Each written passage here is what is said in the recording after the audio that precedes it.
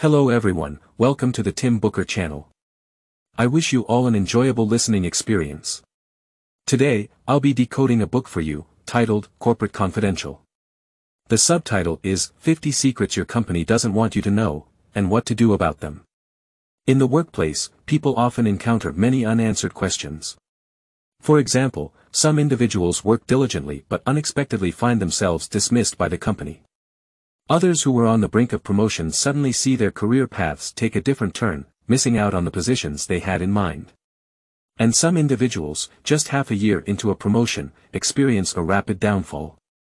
Those caught in these workplace disasters often feel that these sudden and inexplicable occurrences are bewildering. Why do these perplexing phenomena happen? What secrets do regular employees not know behind the scenes? The workplace is a realm of ambition, filled with various interests and complex interpersonal relationships. Relying solely on knowledge and skills is often insufficient to ensure success in this environment. In the relationship between companies and employees are the weaker party. Information asymmetry is a common issue, and in special circumstances, employees can even become sacrifices in the pursuit of company interests. Therefore, as a company employee, in addition to excelling in your job, it's essential to understand the unspoken rules and secrets that the company won't explicitly share with you. The author of this book, Cynthia Shapiro, is an American human resources expert with over 20 years of frontline experience in human resources, labor relations, and recruitment. Her clientele includes both small and medium-sized businesses and Fortune 100 companies, giving her extensive exposure to both employers and regular employees. This book is a culmination of Cynthia's years of practical experience, distilled into its essence. In the book, Cynthia dissects many hidden rules and taboo topics known only to senior executives and HR professionals, helping working individuals learn how to protect themselves and take control of their careers. Next, I will delve into the book's content in detail, starting with 3 key aspects. 1. Identifying workplace secrets that can harm your career and shedding the novice label. 2. Understanding the unspoken rules in the workplace to enhance professional conduct and self-sufficiency. 3. Taking a rational approach to internal promotions, building a service mindset, and becoming an outstanding leader. Sure, let's take a look at the first key point, identifying workplace secret killers and shedding the label of a workplace novice. Newcomers who have just joined the workforce are often quite naive. They tend to act and think based on instinct, without realizing that their words and actions could put them at risk and even act as secret career killers. There are 3 typical types of workplace secret killers. The first one is disclosing personal information within the company. This behavior not only makes superiors uneasy but can also affect the considerations and decisions of the decision-making department at crucial moments, ultimately impacting our career development. For example, consider Judy and Ben, both vying for the same promotion opportunity. Ben, who was originally more qualified for the new position, had a good chance of promotion. However, he ended up disappointed. Several months earlier, Judy had inadvertently confided in a member of the HR department, mentioning that he was dealing with a challenging family matter, leading to poor sleep and low work efficiency. While initially, his HR colleagues expressed understanding and allowed him flexible hours, when it came time for the HR department to vote on candidates, Judy's personal issues became the primary factor influencing their decision, leading to his failed promotion. Why did this happen?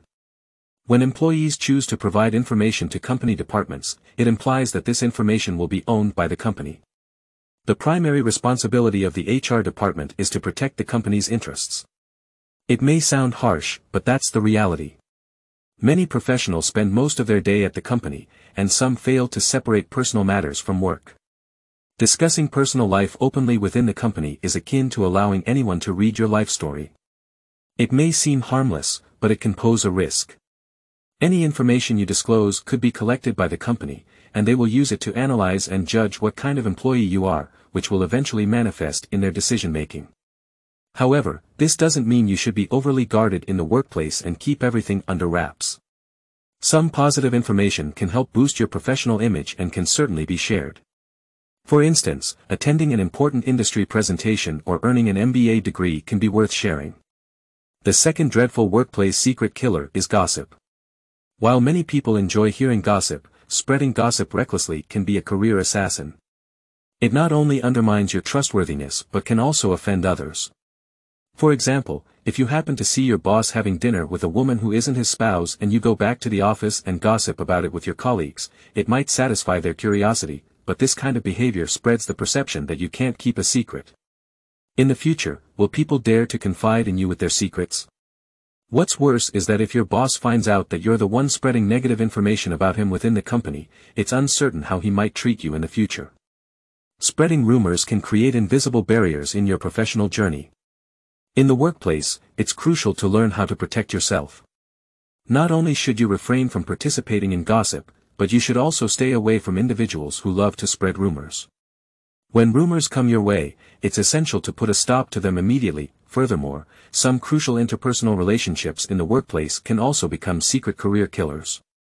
These relationships primarily include those with your superiors, colleagues, and the company's decision-makers. Why do these relationships become secret killers? First, let's talk about superiors. When you're just a newcomer, your immediate supervisor is the person who has the most significant impact on your career development. Whether your work progresses smoothly and whether you'll receive promotions and salary increases in the future often depend on their support and assistance. Therefore, it's essential to value your relationship with your superior. One of the most crucial aspects is respecting them. For instance, when you disagree with your supervisor on a particular task, even if you believe your abilities in that aspect surpass theirs, and your proposed solution is better, since they are your current superior, it's vital to avoid confronting them directly. This behavior generates negative emotions for your supervisor. Instead, communicate respectfully while offering your well-founded suggestions. Secondly, friendships among colleagues can sometimes pose a threat. As the saying goes, birds of a feather flock together, and people tend to believe that the company you keep reflects on your character. While this belief can be subjective, it has become a truth adhered to by many individuals and organizations. This means that if the company's higher-ups perceive that you associate with employees they don't hold in high regard, you might be seen as part of the same group. When layoffs or other difficult decisions occur, these individuals are often the first to be affected, and you may get caught up in it as well. Of course, they will never tell you that you were dismissed due to your associations. They will provide you with a grandiose reason, such as the company's financial strain or the need for departmental restructuring. Lastly, your relationship with the company's management can, in certain situations, affect your job security. The corporate management represents the power structure within the company and often involves power struggles. Many people believe that as low-level employees, they can stay out of these power dynamics and hope to remain unscathed. However, this isn't a wise approach. Staying away from the center of power means remaining on the periphery of the workplace, with limited opportunities for career advancement in the short term. What's more, employees without the protection of any faction are susceptible to being casualties in power conflicts. Therefore, the smart approach is to carefully choose a faction you align with and openly express your support, thereby gaining access to more resources for your future development. In summary of this first section, nothing in the workplace should be taken for granted. To transition from a workplace novice to an experienced professional, one must shed naivety and understand the secret career killers in the workplace. For instance, spreading gossip, disclosing personal information within the company, and neglecting important interpersonal relationships are common mistakes made by many newcomers. These errors can lead to falling into pitfalls, and in severe cases, jeopardize one's professional survival. Therefore, newcomers in the workplace must pay extra attention to and be vigilant about these factors to avoid becoming secret career killers. Next, let's delve into the second key point, understanding workplace hidden rules to enhance professional conduct and self-sufficiency, ultimately fostering a sense of job security. Once you've learned to skillfully navigate workplace pitfalls, it's essential to build a sense of job security. This sense of security allows us to exude confidence and continuously ascend in our careers. To obtain job security, you must both understand the workplace's hidden rules to protect your interests and elevate your professional competence to become indispensable. Let's first explore some common workplace hidden rules. These rules typically refer to sensitive topics in the workplace that are not explicitly discussed but have a practical existence, often intertwined with certain individuals' interests. Here, I'll focus on explaining 4 of these hidden rules. 1. The first rule is that you must proactively request a salary raise and be well prepared. Newcomers to the workplace often fear rejection and hesitate to ask for a raise. How can you request a raise without facing rejection? The author suggests 3 key preparations. First, choose the right timing, preferably when the company is doing well financially or when you've made significant contributions. Second, ensure your boss is aware of your achievements. Find ways to showcase your work's value and provide concrete facts and data. Third, understand the market and know the approximate salary range for your position, using it as a benchmark for your raise request. 2. The second hidden rule is that when you change bosses, you must immediately adapt. Workplace personnel changes can be frequent, and some employees may resist adapting to new leadership styles. However, this approach is detrimental to one's career. The author advises employees to first adapt to their new boss's ways and support them to work more effectively. Regardless of how well you got along with your previous boss, remind yourself constantly to adapt quickly to change and build a good relationship with your new boss. The author also reminds employees to avoid mentioning any negative personal opinions when communicating with the new boss, sticking to facts. 3. The third hidden rule is learning to earn your employer's trust. Every professional hopes to gain their boss's trust, but this requires prioritizing loyalty to the company and putting its interests first. In this regard, the author believes that having an owner's mindset and consciousness is more critical. Internally, actively contribute to the company, treating its issues as your own and genuinely integrating into the organization. Externally, pay attention to preserving the company's image, ensuring that every action you take contributes to enhancing the company's reputation. 4. The fourth hidden rule pertains to a particular workplace situation called productive value. Many people naturally assume that enjoying maternity or sick leave is a right granted by law. While legally this may be true, there's often a gap between ideal scenarios and reality. For instance, when a pregnant employee takes maternity leave, the company cannot legally terminate her. However, many female employees, after returning from maternity leave, often find themselves in precarious job situations, possibly being moved to less critical positions. Therefore, the author advises that even during maternity leave or any extended leave, employees can maintain contact with their bosses and colleagues and assist in resolving manageable issues. Don't disappear completely during these extended leaves. This principle applies to any extended leave scenario, not just maternity leave. Understanding these workplace hidden rules is only half the journey toward cultivating a sense of job security. To become an indispensable member of the company, you also need excellent professional conduct. Firstly, your thinking should be clear, and your actions should be reliable when you work. In the workplace, some people are more likely to gain their boss's trust and have a significant influence. These individuals remain composed, possess clear thinking, and consider all aspects of a situation. To become one of these individuals, the author suggests training yourself in professional efficiency during your regular work. For instance, efficiently manage your daily schedule, plan your workflow meticulously, and dedicate yourself to every task, instilling confidence in your boss. For example, when your boss suddenly inquires if you've already called a certain client, you calmly consult your schedule and inform your boss that you sent a detailed message on the 15th and scheduled a phone conference for the 17th. Or, you appear unprepared, frantically searching for a note with the client's phone number, and when you finally find it, you've forgotten the details of your prior communication with the client. Which of these two distinct behaviors do you think your boss would appreciate more? Undoubtedly, the first employee. So, it's crucial to be reliable in everything you do and make your boss feel at ease, ensuring they see you as someone capable of handling responsibilities.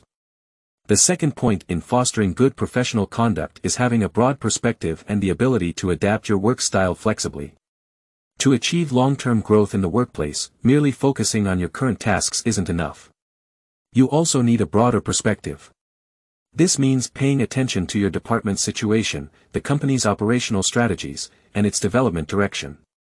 The book provides an example where a company decided to transfer the primary responsibilities of Sam's Department A to Department B, weakening Department A's authority. Sam didn't sit idle. During lunch breaks and after work hours, he assisted Department B with secondary tasks and acquired new skills.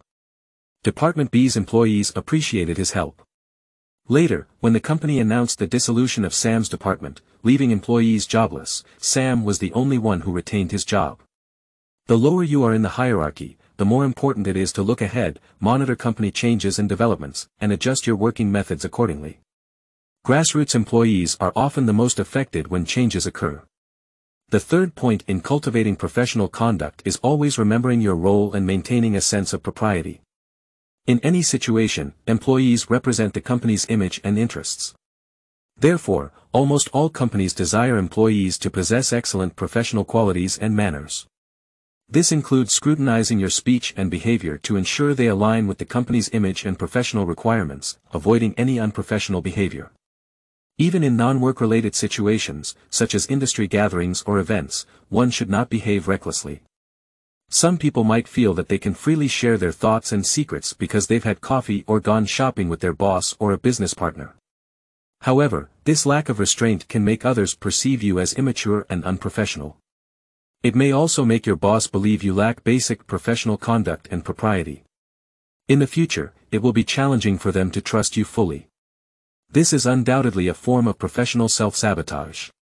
Lastly, your personal appearance and work style also reflect your professional conduct. Dressing and grooming are factors companies consider when evaluating employees. An employee who appears disheveled and disorganized is more likely to leave a negative impression of being careless and unorganized. Conversely, an employee who dresses neatly and follows a clear and organized workflow will leave a more trustworthy impression. The second key point is now complete. In the workplace, to have a stable sense of security, you must first understand the unwritten rules, protect your interests, and exhibit excellent professional conduct. Next, we move on to the third key point in entering the workplace. Rationally approaching internal promotions and establishing a service-oriented mindset are essential for becoming an outstanding leader. Generally, if you've successfully navigated your initial career phase and become a reliable employee, the path to promotion is within reach.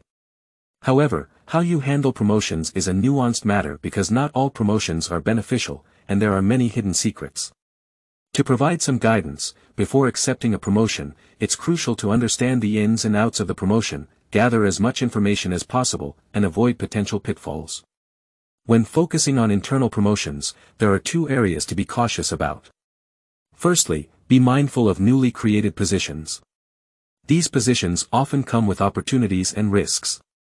While you can view them as an arena to showcase your ideas boldly, they may lack clear objectives, relevant experience, and necessary support due to being newly established, making them challenging roles. Secondly, pay attention to positions with heavy responsibilities and stress, which are easily subject to various constraints and can become scapegoats in critical situations. These are typical, hot potato, positions. Achieving success in such roles is difficult, and even if you do, credit may not necessarily accrue to you. Therefore, it's essential to approach promotions rationally. Rushing into a new role without understanding its specifics is not a wise move.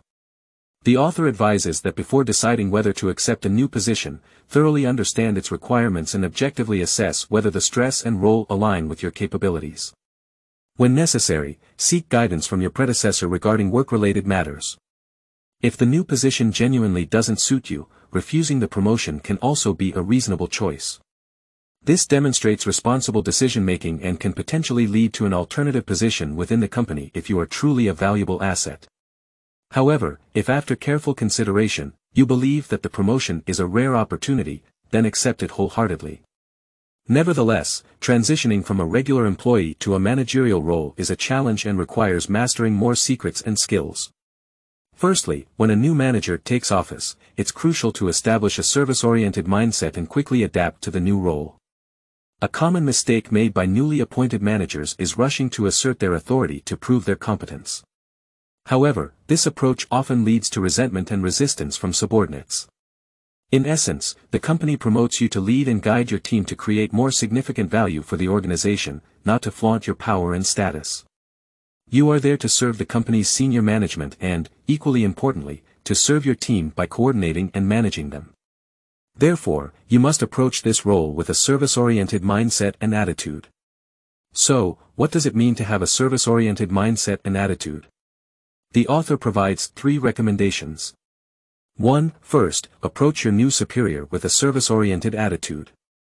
Meeting your new boss is not just about workplace etiquette, it's an opportunity to understand your role better and your responsibilities. 2. Secondly, periodically report your work progress to your boss, maybe every month. This practice shows your respect for your superior and your commitment to the job. It leaves a positive impression. 3. Thirdly, prioritize building relationships within the company. After taking on your new role, visit relevant departments, inquire about their needs, and discuss work content in collaboration with team leaders. As a leader, you must transcend your department and understand how to coordinate and integrate resources for the benefit of your team. Once you have laid the groundwork, your primary focus as a new leader should be on building an efficient team. Two common mistakes that new leaders tend to make are handling relationships with subordinates poorly and failing to delegate authority. Regarding the first mistake, when you ascend to a leadership position, it can be challenging to manage your relationships with former peers.